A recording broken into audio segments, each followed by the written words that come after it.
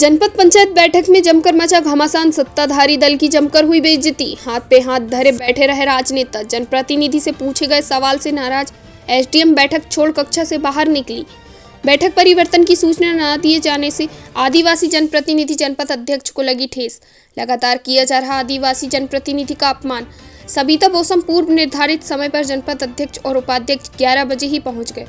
बैठक में किसी भी जनपद सदस्य को नहीं दी गई बैठक की सूचना। जनपद अध्यक्ष का कहना, जनपद पंचायत की घोर लापरवाही। उच्च अधिकारियों से कार्यवाही के लिए पत्र लिखेगी जनपद अध्यक्ष। राष्ट्रीय पूर्व गणतंत्र दिवस की बैठक में नहीं पड़ी गई पूरी प्रोसेसिंग कार्यक्रमों का उपस्थित अधिकारियों सहित जनप्रतिनिधि को नहीं है संज्ञान। जनप्रतिनिधि का कहना, प्रशासनिक अधिकारी जनता की सुनना ही नहीं चाहती, सिर्फ अपना ही कहना चाहती है। बैठक में नाराज दिखे जनप्रतिनिधि, गणमान्य नागरिक और उपस्थित।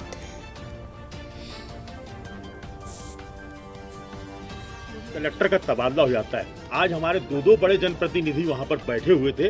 इनकी औकात क्या कुछ कर गुजार कर पाएगी? नहीं, निश्चित रूप से आप हमारे सम्मानीय नगर पालिका के अध्यक्ष भी थे, सम्मानीय जनपद की अध्यक्षा भी थी, और जिस तरीके से मैडम ने ये व्यवहार किया है कतई उचित नहीं है, और भविष्य में इसकी पुनरावृत्ति ना हो इस विषय को भी लेकर हम पार्टी स्तर पर भी अपनी चर्चा रखेंगे, और ऐसे अधिकारियों को दोबारा ऐसी जगह पर नियुक्ति ना हो, कम से कम हमारी जन्नारदो जैसे शहर में, क्योंकि एक पावन और पवित्र शहर है। इस बात की हम निश्चित रूप से पार्टी को हम बात रखेंगे।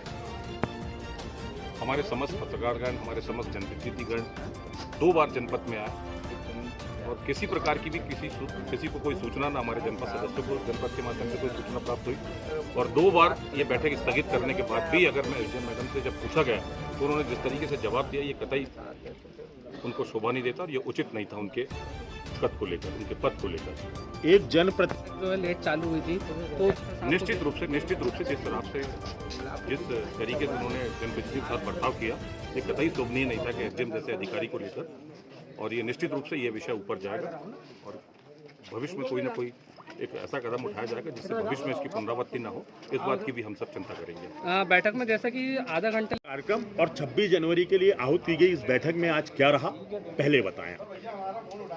देखिए, 22 जनवरी के कार्यक्रम को लेकर और 26 जनवरी का भी इसमें कार्यक्रम की रूपरेखा तय करनी थी कि जनपद क्षेत्र और नगर पालिका क्षेत्रों में किस तरीके से, और जो शासन प्रशासन के जो आदेश आए हैं। लेकिन आज की बैठक को लेकर सर्वप्रथम हमारी जो प्रथम अधिकारी हैं एसडीएम मैडम, जो बिल्कुल भी इस विषय को लेकर गंभीर नहीं दिखाई दी। जब फ़ोन के माध्यम से मैंने उनसे कहा कि मैडम, चूंकि बैठक 11 बजे से रखी गई थी और समस्त जनप्रतिनिधि यहाँ पर पिछले 5 घंटे से इंतजार कर रहे हैं, तो उन्होंने जिस तरीके से मेरे साथ बर्ताव किया फ़ोन पे, ये क्या तरीका है आप लोगों का बार बार फ़ोन करके, मैं खाना भी नहीं खाऊँ क्या? तो मैंने कहा मैडम ज़रूर आप खाना खाइए, लेकिन ये तरीका आपसे बात करने का नहीं है। उन्होंने फ़ोन काट दिया। जब आई, सबने अपना अपना विषय रखा 22 जनवरी को लेकर, चूँकि वो हमारे लिए एक गौरव का कार्यक्रम है, हमारे लिए पूरे देश में उसको बहुत हर्ष और उल्लास के साथ भगवान श्री राम का जो भव्य और दिव्य मंदिर का निर्माण हो रहा है, उसके लिए पूरा सनातन उत्साहित है। उसी विषय में, गंभीर विषय को लेकर हम चर्चा करने थे, और मैडम से जब हमने ये विषय पूछा तो उन्होंने अपनी कुर्सी छोड़ी और वहाँ से तत्काल समस्त जनप्रतिनिधियों की एक प्रकार से बेइज्जती करके वहाँ से चली गई। मैं समझता हूँ कि किसी भी अधिकारी का ये जो रूप था, ये कतई नहीं होना चाहिए।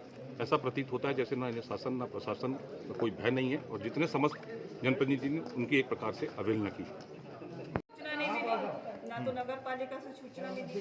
मुझे टाइम की भी, जब टाइम की जो संशोधन हुआ है, वो टाइम की भी मुझे वो सूचना नहीं दी। जबकि कायदे से, चूंकि आप दोनों जगह ध्वजारोहण करती हैं, तो आपसे पूछ के बैठक होनी चाहिए, और आपको इस बार क्या हुआ, 11 बजे से बैठक रखी गई थी, उसके बाद टाइम का संशोधन हुआ है।